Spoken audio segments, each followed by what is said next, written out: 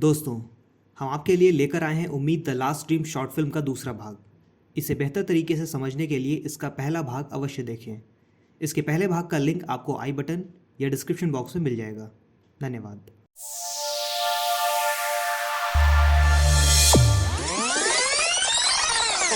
हाँ देव, शायद अभी तुम तेजी से निकल रहे वक्त की कदर करना सीख जाओ। और हाँ, मैं तुम्हारे पास हमेशा के लिए लौट के नहीं आई थी देव, तुम्हारी आंखों पर पड़ा उम्मीद का पर्दा हटाने के लिए आई।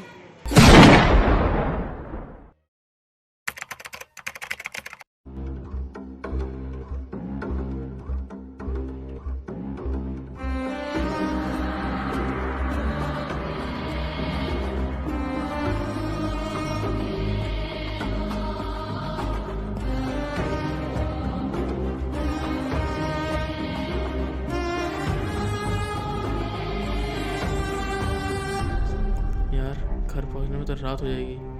भैया को इतनी जल्दी कैसे मैनेज करूँगा? मेरी मार्कशीट की फ़ोटो तो है आपके पास? ठीक है, फ़ोटो और साइन मैं आपको भेज दूंगा। ठीक है, तो फिर एमटीएस का फॉर्म भी डाल दीजिएगा।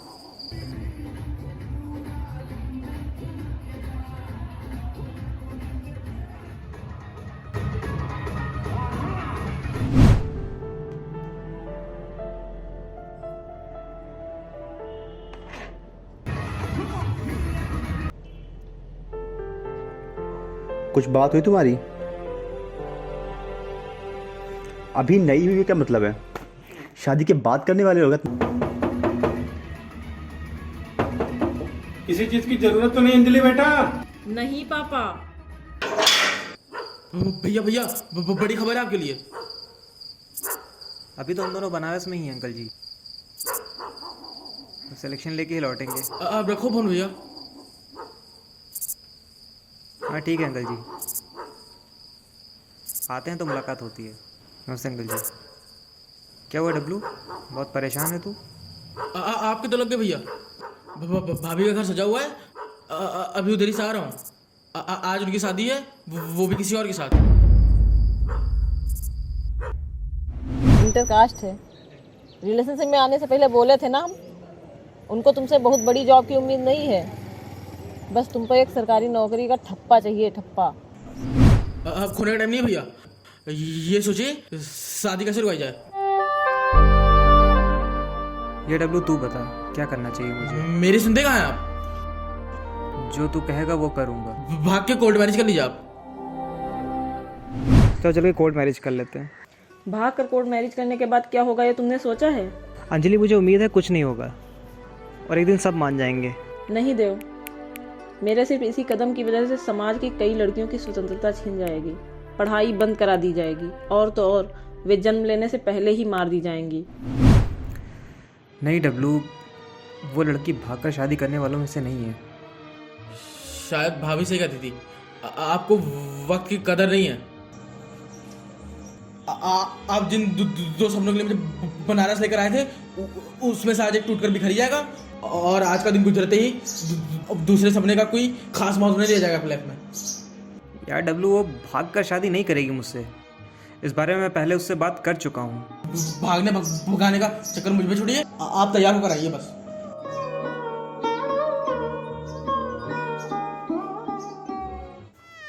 हाँ भैया, वो बात हुई है हमारी। आप वहाँ की व्यवस्था देख लीजिएगा। बोले 1 घंटा लेट है। अब 8-9 तो बज ही जाएगा। अब क्या करूं? ये समझते क्यों नहीं मेरी बात?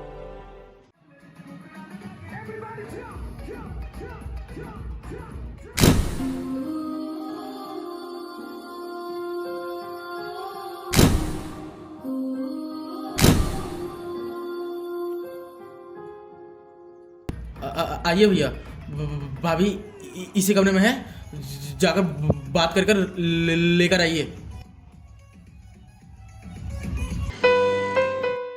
देव, तुम यहाँ? अब क्या करने आए हो यहाँ? अंजलि, मैं तुमको हमेशा यहाँ से ले जाने के लिए आया हूँ। नहीं देव, तुम यहाँ से जाओ, कोई देख लेगा तो बवाल हो जाएगा। आज कुछ भी हो जाए, मैं इस तरह बेमन से शादी होकर ज़िंदगी नहीं बर्बाद होने सकता। अंजलि, ज़्यादा वक्त नहीं है मेरे पास, तुम चलो। देव, हाथ छोड़ो मेरा।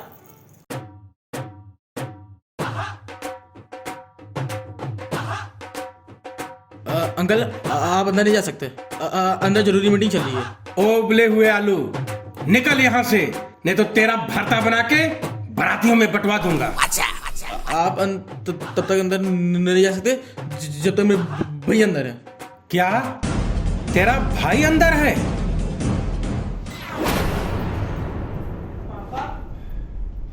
पापा 1 मिनट प्लीज। मैं तेरा बाप नहीं, और तू निकल यहाँ से। देव प्लीज, अब तुम जाओ यहाँ से। अंजलि तैयार हो गई है तो उसे फोटोशूट के लिए भेज देना। अरे देव भैया, आप यहाँ? आपका एमटीएस का फॉर्म मैंने भर दिया। मैं बाद में आता हूँ। और डालो, तुम बाहर जाओ यहाँ से। ओ, तो तुम एमटीएस निकाल कर मेरी बेटी से शादी करना चाहते हो? पापा,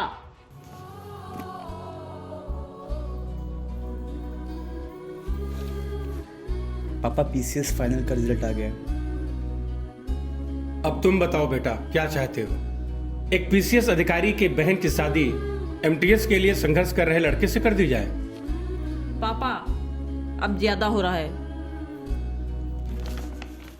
ये तुम्हारे एडमिट कार्ड की कॉपी।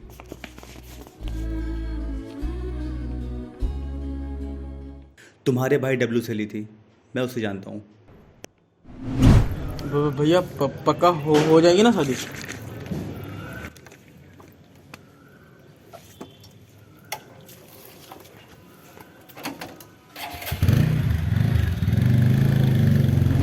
आर्यन, ये सब क्या चल रहा है? पापा, सिलेक्शन मेरा नहीं, देव का हुआ है।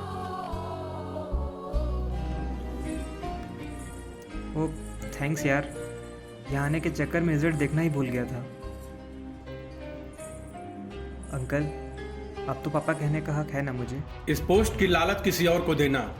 निकलो मेरे घर से, शादी का समय हो रहा है। लेकिन पापा, आप तो।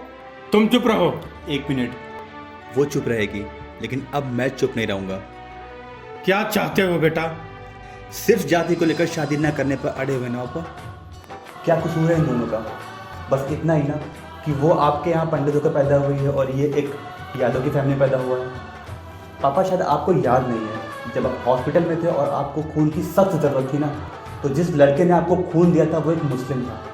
यहाँ तो बस सिर्फ जात का है भेदभाव है, वहाँ तो पूरे धर्म का था पापा। तब तो आपने मना नहीं किया बिल्कुल भी, फिर आज क्यों? पापा, पता है आपको, मैंने इसे देव के साथ भाग जाने को कहा था। यहाँ तक कि इसके कपड़ों का बैग देव की गाड़ी तक पहुँचाने के लिए मैंने अपने कमरे में रख लिया था, पर इसने मना कर दिया। जानते हैं आप क्या कह के? अंजलि,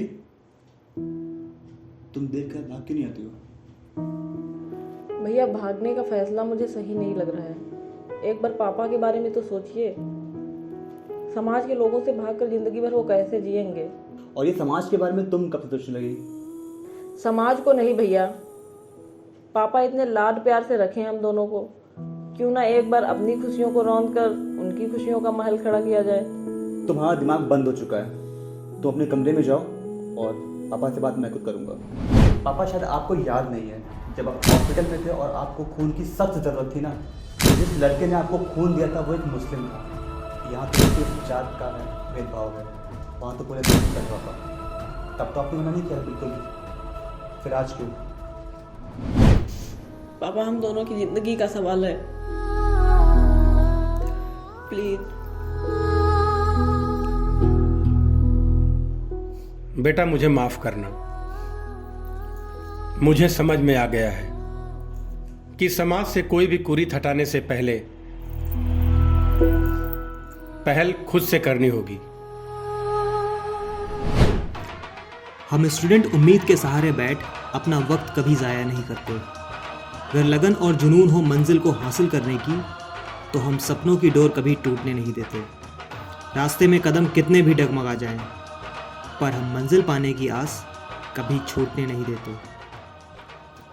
खुदा की रहमत ही तो है जो सामाजिक कुरीतियों को हटाने में पहल हम खुद ही से कर देते हैं।